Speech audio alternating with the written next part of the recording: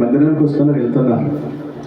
చెప్తున్న వాక్యం ఉదయకాల సమయం ఏదో హాజరవటానికి కాదు వచ్చేది. జాగ్రత్త వినండి. మీకు బాధ రావచ్చు, నా మాట బాధ కాదు. దేవుని వాక్యం బాటైనా బరువైనా కష్టమైన ఏదైనా వినాలి. హల్లెలూయా. విన్న వాక్యం ఎత్తి ప్రార్థించండి, ప్రార్థన చేసుకోండి. రైగారు పెడుతున్నాడు కదా 40 దినాలని కాదు. మీ వ్యక్తిగత పర్సనల్, మీ వ్యక్తిగతమైన సమస్య ప్రభు దగ్గర వెళ్ళపరచండి. రాయబడిన మాట అప్పుడు మరి ఇక ప్రియ శిష్యుడైన మన ప్రభు అయిన యేసుక్రీస్తు వారు సహోదరుడుగా ఉంటారు ఒక సందర్భంలో, భర్తగా ఉంటాడు మరొక కోణంలో, భార్యగా మనల్ని పోల్చి మాట్లాడేవాడుగా ఉన్నాడు. ఎఫెసీ సంఘం ప్రకటన గ్రంథంలో మనం చూసినట్లయితే ఎఫెసీ సంఘాలతో మాట్లాడుతూ ప్రభువారు ప్రకటన గ్రంథము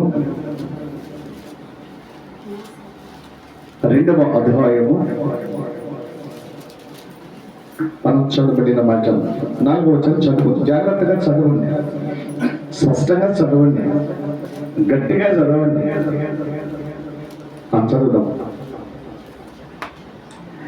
ప్రకటన గ్రంథము 2వ అధ్యాయము 4వ వచనం చదువుతుందాం. చదువు.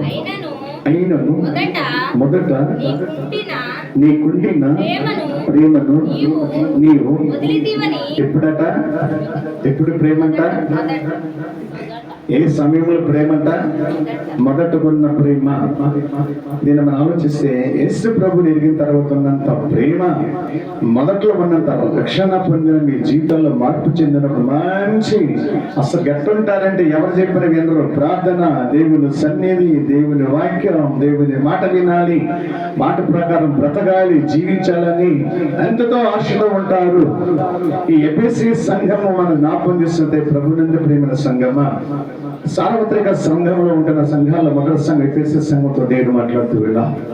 పరిశుద్ధాత్మ దేవుడు మాట్లాడుతూ ఉన్నాడు. ఇప్పుడు మీతో మాట్లాడేది ఎవరమ్మా?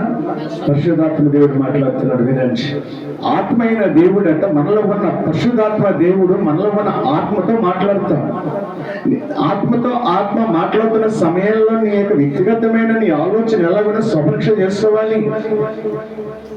నీ వ్యక్తిగతమైన జీవితం ఎలా కూడా ఒకసారి నీ గురించి సరి చేసుకోవాలి. మొదటి ఉన్నంత నాకున్నంత ప్రేమ ఉన్నదా, తగ్గిపోతూ ఉన్నదా? నువ్వు ప్రేమించడం కాదు, మొదటగా యేసయ్య నిన్ను ప్రేమించాడు. గుర్తెరగండి. ఆయన ప్రేమించిన ప్రేమ ఎలా రుజువు చేశాడు తెలుసా? మరణం ద్వారా రుజువు చేశాడు. హల్లెలూయా. చేతులను రుచి ఎత్తండి. హల్లెలూయా. నేను హల్లెలూయా అన్నప్పుడు రుచి ఎత్తండి. ఆయన నిన్ను ప్రేమించాడు.